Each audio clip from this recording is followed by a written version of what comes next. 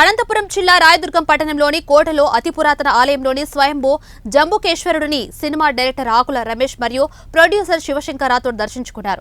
అనంతరం డైరెక్టర్ ఆకుల రమేష్ రాజా మాట్లాడారు. త్వరలో థియేటర్ల ముందుకు రానున్న శుభలగ్నం చిత్రాన్ని ప్రేక్షకులు అందరూ వీక్షించి తమను ఆశీర్వదించాలని కోరారు.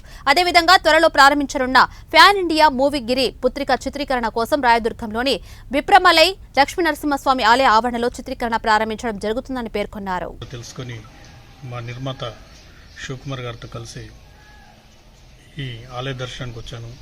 అందులో భాగంగా మా సినిమా శుభలగ్నం సుమన్ గారు, ఆమని, భానుచంద్ర గారు వీళ్ళందరూ కలిపి యాక్ట్ చేశారు. ఇది రెండో శుభలగ్నం నుండి ఎస్వి కృష్ణారెడ్డి గారు డైరెక్ట్ చేసిన సినిమా. ఆమని, జగపతి బాబు గారు వాళ్ళు యాక్ట్ చేశారు.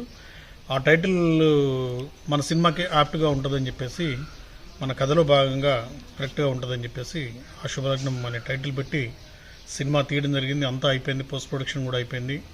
రిలీజ్కు రెడీ చేసాము. ఒరియా అండ్ తెలుగు 2 లాంగ్వేజ్ల్లో చేసాము. మిత్రులందరి కోరిక మేరకు ఒకసారి చూసాం సినిమా. అందరూ కూడా బాగుందన్నారు. పాటలు అయితే ఏంటి, ఫైట్స్ కూడా ఉన్నాయి.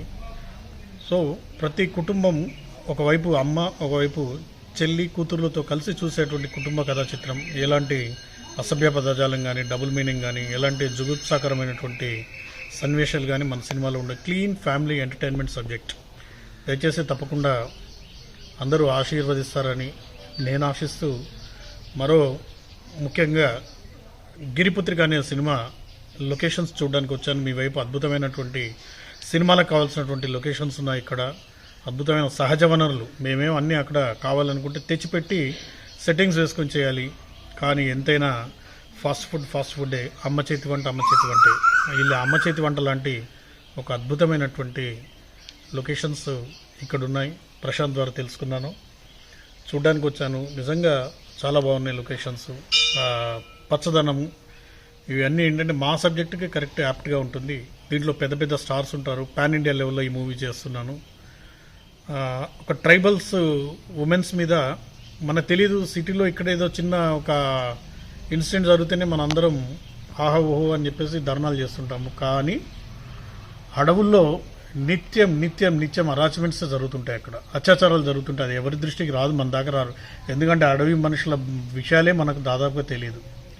ఇక్కడ కూడా అడవి జాతుల వాళ్ళు ఉన్నారని తెలిసింది. గోండు, కోయ జాతుల వాళ్ళు కూడా ఎంతో నరకం అనుభవిస్తారు. ఇటు పోలీసుల అయితే నుంచి ఏంటి, ఎక్సైజ్ వాళ్ళ నుంచి అయితే ఏంటి, తర్వాత స్మగ్లర్ల నుంచి కూడా వీళ్ళు రకరకాల వేధింపులకు గురవుతుంటారు. అలాంటి ఒక దుస్సంఘటన మన ఏజెన్సీ పాడేరు దగ్గర ఈ యొక్క జీ మాడుగులు అనే మండలంలో జరిగింది. దాన్ని కథావస్తువుగా తీసుకుని గిరిపుత్రిక పేరుతో సినిమా చేస్తున్నాను. దానికి మా శివకుమార్ రాథోడ్ గారు, ప్రొడ్యూసర్ గారు, ఆయన కూడా గిరిజనుడే. ఆయన కథ వినగానే, యాక్చువల్లీ ఆయన సినిమాకి సంబంధం లేదు, ఆయన వ్యాపారవేత్త. కథ వినగానే నేను ఈ సినిమా చేస్తాను, బడ్జెట్ గురించి వెనకాడొద్దు అని చెప్పేసి, ఏ ప్రొడ్యూసర్ అయినా ఫ్లైట్లో వెళ్ళు, కార్లో వెళ్ళు, ఎట్లాగైనా వెళ్ళని డబ్బులు ఇచ్చి పంపించే ప్రొడ్యూసర్లను చూశాను. కానీ తన దగ్గరుండి స్వయంగా కార్ తనే డ్రైవ్ చేసుకుంటూ, మంచి చెడు చూసుకుంటూ, ప్రతి విషయంలో నేను ఉన్నాను అని భరోసాగా మాకు ముందుకు వచ్చేటువంటి ప్రొడ్యూసర్ శివశంకర్ రాథోడ్ గారు దొరకడం నా అదృష్టంగా భావిస్తున్నాను. తప్పకుండా ఆ సినిమా కూడా ఆటవిక జాతుల వారికి జరుగుతున్న అన్యాయాలు, అకృత్యాలు సమాజానికి తెలపాలనేది మా కాన్సెప్ట్. మేము అక్కడ పాడేరులో ఆదివాసీ ఉద్యమ నాయకుడు రామన్న దొర గారిని కలిసినప్పుడు ఆయన చెప్పాడు, సార్ అందరికీ 15 ఆగస్టు ఉంటుంది సార్, మాకు 15 ఆగస్టు ఉండదు అన్నాడు. ఏమీ అందరికీ ఒకటే కదనయ్యా అని అడిగాను.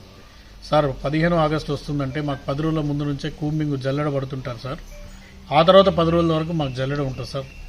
ఎందుకంటే మేము చేసేది ఏం లేదు. కానీ నక్సలైట్లు వచ్చి ఏదో విధ్వంసక చర్యలు చేస్తారు అని చెప్పేసి మా దగ్గర కూంబింగ్ చేస్తారు. మాకు మాత్రం స్వతంత్రం రాలేదు సార్. ప్రపంచానికి స్వతంత్రం వచ్చింది, భారతదేశానికి స్వతంత్రం వచ్చిందేమో, కానీ మా జీవితాల్లో స్వతంత్రం లేదు అని ఆయన ఎంతో ఆవేదనతో, బాధతో, ఆర్ద్రతతో ఆయన పడుతున్న ఆ బాధ చూస్తుంటే నిజంగా అక్కడ పిల్లలకి కనీసం వసతి సౌకర్యాలు కూడా లేవు, సరైనటువంటి పాఠశాలలు లేవు.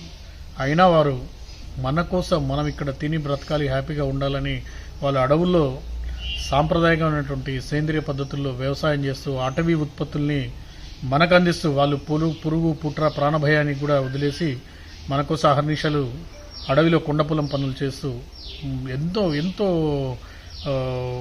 మనకు పనికొచ్చే ఆరోగ్యకరమైనటువంటి దినుసులను అయితే ఏంటి అవన్నీ కూడా వాళ్ళు తీసుకొచ్చి దళారుల చేతుల్లో పోసి వాళ్ళు నష్టపోతున్నారు. కానీ వాళ్ళకు ఒక తృప్తి, మేమేం సంపాదించుకున్నా సార్ మా వల్ల ఎదుటోళ్ళు బాగుంటున్నారని ఒక ఆత్మతృప్తి వాళ్ళ లోపల ఉంటుంది. నిజానికి ఆ రోజు ఆడపిల్లల మీద అత్యాచారాలు జరిగితే కూడా వాళ్ళు ఎంతోమంది పోలీసులు కానీ ప్రభుత్వ అధికారులు కానీ ఎంతోమంది వచ్చి కేసు వాపసు తీసుకోమంటే, సార్ అవసరమైతే మాకున్న పసుపు తోటలు నమ్మైనా మీకు డబ్బులు ఇస్తాము, మాకు జరిగిన అన్యాయాన్ని ప్రపంచ జనానికి తెలియచేయండి అని చెప్పి ఒక నాడు మనం విన్నాము. ఏదో